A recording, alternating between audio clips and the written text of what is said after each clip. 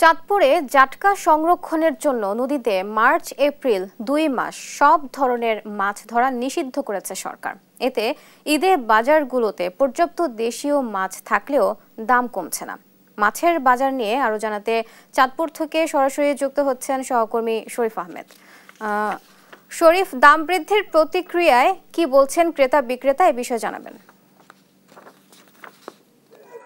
বুবলি, আপনি জানেন যে চাঁদপুরে মার্চ এপ্রিল জাটকা সংরক্ষণের জন্য কিন্তু সব ধরনের মাছ ধরা কিন্তু নদীতে বন্ধ রয়েছে।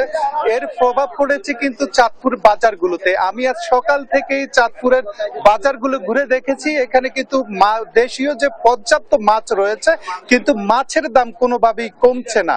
এখানে যে চিংড়ি মাছ রয়েছে সেটি কেজিতে 200 থেকে 250 টাকা দাম বেড়েছে। আমরা গত সপ্তাহে যে মাছগুলো দেখেছি এখানে 1000 থেকে 1050 টাকা, সেটি আজকে বিক্রি হচ্ছে 1300 থেকে 50 টাকা, 1350 টাকা বিক্রি হচ্ছে। আমি এখন কথা বলবো এখানে যিনি একজন আড়তদার রয়েছেন, একজন আড়তদারের সাথে কথা বলবো। এই ঈদে মাছের পর্যাপ্ত মাছ থাকা সত্ত্বেও কেন দাম কমছে না? আমাদের এখন আগের থেকে বর্তমানে চাহিদাটা মাছ উৎপাদন অনেক বেশি আগে তুলনামূলক, আর আপনাদের এখানে যত পরিমাণ মাছের দামটা বাড়ার কথা ছিল এই পরিমাণ বাড়ে নাই।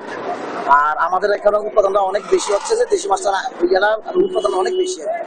আমাদের এখানে পাঙ্গাসটা হচ্ছে যে 160 টাকা করে, আর 1 কেজি কাতলা হচ্ছে 200 টাকা করে, 3 কেজি কাতলা হচ্ছে যে আমরা 350 টাকা করে, 360 টাকা করে। তবে যেটুকু বাড়ার কথা ছিল ঈদের পরে এটুকু বাড়ে নাই, তবে স্থিতিশীল এখনো আছে। তবে চিংড়ি মাছটার কেজি বাড়ছে 300 থেকে 350 টাকা কেজিতে বাড়ছে। বুবলি, আপনি শুনছিলেন, এখানে আমি একজন বিক্রেতার সাথে কথা বলেছি, আড়তদারের সাথে কথা বলেছি। তিনি বলছেন দেশীয় যে প্রজাতির মাছ রয়েছে সেটির দাম কিন্তু স্বাভাবিক রয়েছে, চিংড়ি মাছের দাম কিছুটা কমেছে। অপরদিকে এখানে যারা ক্রেতা রয়েছেন তাদের সাথেও আমি কথা বলেছি, তারা বলছেন যে এই দেশীয় প্রজাতির পর্যাপ্ত মাছ থাকা সত্ত্বেও কিন্তু দাম কমছে না। তো এই ছিল চাঁদপুরের মাছের বাজার থেকে আমার কাছে সর্বশেষ। শরীফ, আপনাকে ধন্যবাদ। দর্শক, চাঁদপুর থেকে সরাসরি যুক্ত ছিলেন সহকর্মী শরীফ আহমেদ।